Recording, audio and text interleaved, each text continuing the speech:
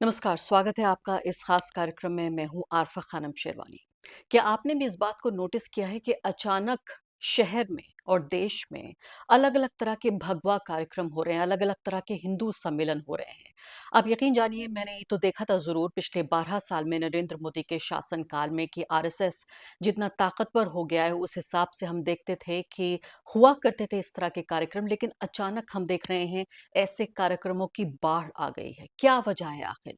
क्यों हो रहे हैं ये विराट हिंदू सम्मेलन, ये हिंदू राष्ट्र सम्मेलन? संविधान की जो पूरी रूपरेखा है और संविधान की जो रूह है, उसके बिल्कुल खिलाफ इस तरह के जो सम्मेलन हो रहे हैं, आखिर इनको कौन प्रोत्साहित कर रहा है?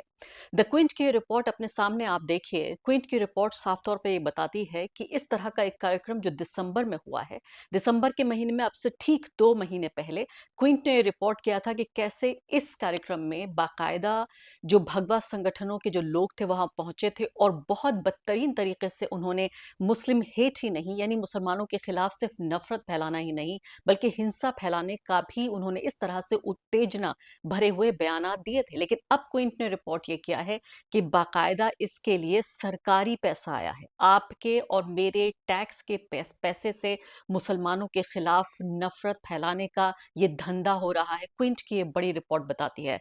आदित्य मेनन की ये रिपोर्ट है जो साफ तौर पे हेडलाइन ये कहती है कि Modi government gave 63 lakh for event calling for removing Muslims. मुसलमानों का खात्मा करने के लिए, मुसलमानों को हटाने के लिए, उन्हें इरेज करने के लिए 63 लाख रुपए दिए गए। यहाँ पर सवाल ये पैदा नहीं होता कि ये पैसा जो है ये 63 लाख है, ये 63 करोड़ है। सवाल ये पैदा होता है कि इस मामले को अगर आप तकनीकी रूप से देखें, इस मामले को आप कानूनी रूप से देखें, संवैधानिक रूप से देखें, तो क्या भारत के मुसलमानों को रिमूव करने, उनका खात्मा करने, उनको हटाने, इरेज करने के लिए सरकारी पैसे का इस्तेमाल किया जा रहा है? इस रिपोर्ट को मैं आपको तफसील से बताऊंगी और ये भी बताऊंगी कि कैसे भारत का जो बहुसंख्यक समुदाय है, 100 करोड़ से ज्यादा जो लोग हैं, वो नफरत नहीं कर रहे, उनको नफरत करना सिखाया जा रहा है। उनको बाकायदा जहर के नए नए इंजेक्शंस लगाए जा रहे हैं, टीवी चैनलों के जरिए, फिल्मों के जरिए, और इस तरह के आप ये देखिए जो पब्लिक कार्यक्रम हो रहे हैं। और मैं आपको ये भी बताऊंगी कुछ ही पलों में कि आखिर क्यों अचानक इस तरह से बाढ़ आ गई है, फ्लड आ गया है इस तरह के कार्यक्रमों का। फिलहाल क्विंट की रिपोर्ट कहती है कि दिल्ली के भारत मंडपम में, जी हाँ, वहीं जहां पर ये आर्टिफिशियल इंटेलिजेंस को लेकर कार्यक्रम हो रहा है, पूरी दुनिया से मेहमान आए हुए हैं, सैकड़ों की तादाद में स्पीकर हैं, लाखों की तादाद में यहाँ पार्टिसिपेंट हैं, वो लोग जो भाग ले रहे हैं। भारत के भविष्य की बात हो रही है। उसी भारत मंडपम में भारत को पीछे ले जाने की, या फिर भारत आगे बढ़ जाएगा एक समुदाय को पीछे छोड़कर या एक समुदाय को खत्म करके। 13 और 14 दिसंबर को सनातन राष्ट्र शंखनाद महोत्सव नाम का ये कार्यक्रम हुआ, जिसको क्विंट ने भी रिपोर्ट किया, बाकी लोगों ने भी, जो बाकी न्यूज चैनल्स थे, न्यूज के अखबार थे, उन्होंने इसको रिपोर्ट किया। और इस कार्यक्रम में कुछ लोगों ने मुसलमानों के खिलाफ नफरत भरी बातें की और साथ साथ सीधे तौर पर हिंदू राष्ट्र बनाने की मांग की। मैं आपको ये भी बताऊंगी कि किस तरह के जो बयानबाजियां थीं, जो भाषण थे, वो दिए गए और क्यों और किस तरह से इन भाषणों को, मुसलमानों को हटाने का जो ये पूरा कार्यक्रम है, रिमूव करने का, उसका स्पॉन्सर था भारत की सरकार। भारत की सरकार के मंत्रालय और दिल्ली सरकार के भी मंत्रालय, दोनों का ये एक जॉइंट कार्यक्रम आप ये देखिए। क्विंट ने इस रिपोर्ट में क्विंट बता रहा है कि केंद्र सरकार के संस्कृति मंत्रालय, यानी यूनियन गवर्नमेंट, यूनियन मिनिस्ट्री का है, और दिल्ली पर्यटन मंत्रालय का समर्थन मिला था। उन्होंने आरटीआई, राइट टू इंफॉर्मेशन, एक डालकर उन्होंने पिटीशन जो भी पूछा कि सरकार ने इस कार्यक्रम को पैसा दिया या नहीं, तो पता चला संस्कृति मंत्रालय ने 63 लाख रुपए दिए हैं। ये दस्तावेज देखिए अपनी स्क्रीन पर, बाकायदा आरटीआई का जवाब ये क्विंट के पत्रकार को मिला है। जैसे मैंने आपको बताया, आदित्य मेनन की ये रिपोर्ट है, जिनके ऊपर पूरा एक कार्यक्रम मैंने किया था, उनकी पूरी जर्नी के बारे में आपको बताया था इस कार्यक्रम में, कि किस तरह से वो जो नफरती पूरा ये प्रचार प्रसार है उस पर रिपोर्टिंग कर रहे हैं और अपनी तरफ से पूरी कोशिश कर रहे हैं कि जिन हिंदुओं को जगाने की कोशिश हो रही है भारत में कि वो मुसलमानों से नफरत करें, वो भी उन हिंदुओं को जगाने की ये कोशिश कर रहे हैं अपने रिपोर्टाज के जरिए कि ये हिंदू संविधान के प्रति अपने फर्ज को समझे और हिंदू, मुस्लिम, सिख, ईसाई जो एकता है उसकी दिशा में आगे बढ़े। अब मैं आपको बताना चाहती हूँ कि किस कार्यक्रम को टैक्स के टैक्स पेयर के पैसे से, यानी मेरे और आपके, हम जो टैक्स पे करते हैं उससे किस तरह से मुसलमानों के खिलाफ नफरत फैलाने का ये कार्यक्रम हो रहा है। सुरेश चौहान के सुदर्शन टीवी में जो पत्रकारिता के नाम पर जो ये करते हैं नफरत का कारोबार, आप देखिए उन्होंने क्या कहा था। क्वीन की रिपोर्ट कहती है भारत में 25% मुसलमान घुसपैठिए हैं।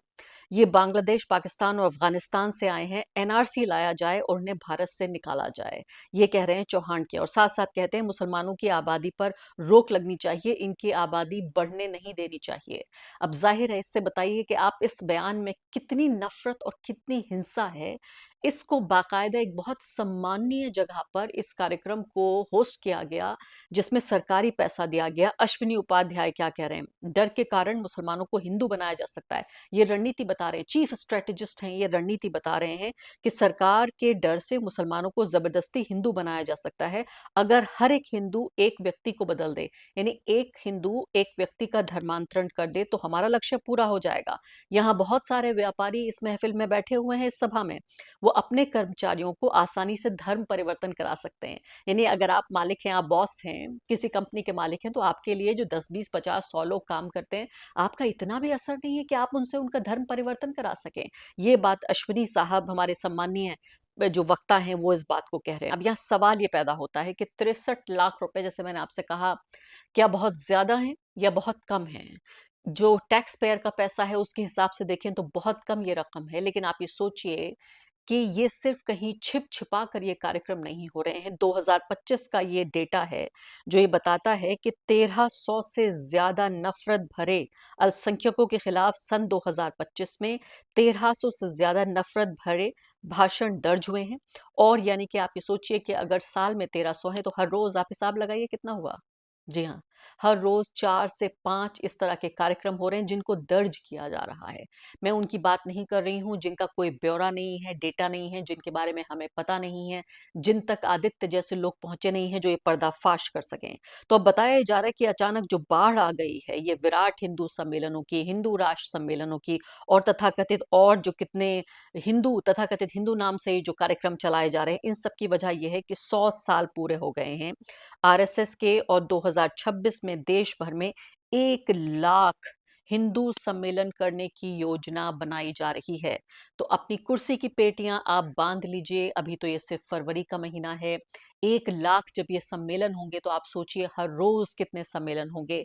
आपके शहर में भी होगा, मेरे शहर में भी होगा, उनके शहर में भी होगा, इनके शहर में भी होगा। और इनसे जानते हैं आप, इन पूरे सम्मेलनों से कितनी नफरत और कितनी हिंसा सीधे तौर पर संविधान के विरोध में ये तमाम सम्मेलन हो रहे हैं। मेरा तो ये धर्म है, ये फर्ज है कि आपको इसके प्रति मैं अवगत कराऊं, आपको मैं चेतावनी दूं कि देखिए इस तरह से नफरत और हिंसा फैलाने का ये खुल्लम खुल्ला खेल हो रहा है, फर्रुखाबादी।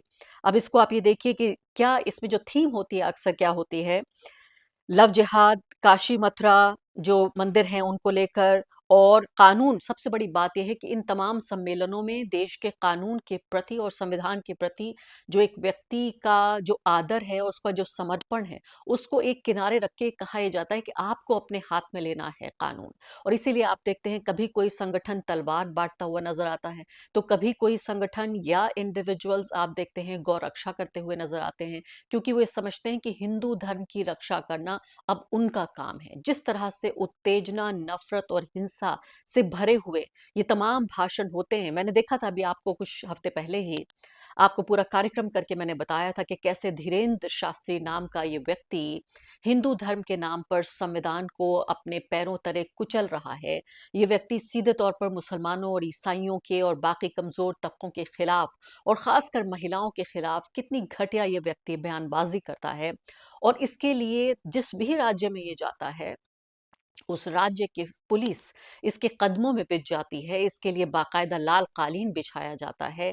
जब ये मार्च कर रहा होता है, यानी कि ये इस तरह से ये यात्राएं कर रहा होता है, तो इन यात्राओं में बाकायदा जो भाजपा शासित प्रदेश हैं, उनके मंत्री, बड़े बड़े सेलिब्रिटीज, बॉलीवुड के लोग इसकी यात्राओं में शामिल होते हैं और इसके सपोर्ट में बाकायदा वीडियो मैसेजेस जारी करते हैं, जिसमें मैंने आपको बताया था एकता कपूर से लेकर शिल्पा शेट्टी से लेकर और क्रिकेटर्स भी शामिल थे हमारे देश के, जो संविधान को की हत्या करने पे जो लोग तुले हुए हैं, उनका साथ दे रहे हैं। क्योंकि इन लोगों को अच्छी तरह पता है कि हमें अगर सरकार का साथ चाहिए, सत्ता में बैठे हुए जो लोग हैं और वो सेठ जो इस सरकार को चला रहे हैं, इनका अगर हमें साथ चाहिए, तो हमें धीरेन्द्र शास्त्री जैसे लोगों का साथ देना पड़ेगा। इसीलिए धड़ल्ले से ये लोग संविधान विरोधी कार्यक्रम करें। और अब तो ये बिल्कुल चौंकाने वाली, हैरान कर देने वाली बात है कि हमारे ही देश के एक समुदाय को रिमूव करने, हटाने, उनका खात्मा करने के लिए जो कार्यक्रम आयोजित किया गया, उसमें 63 लाख रुपए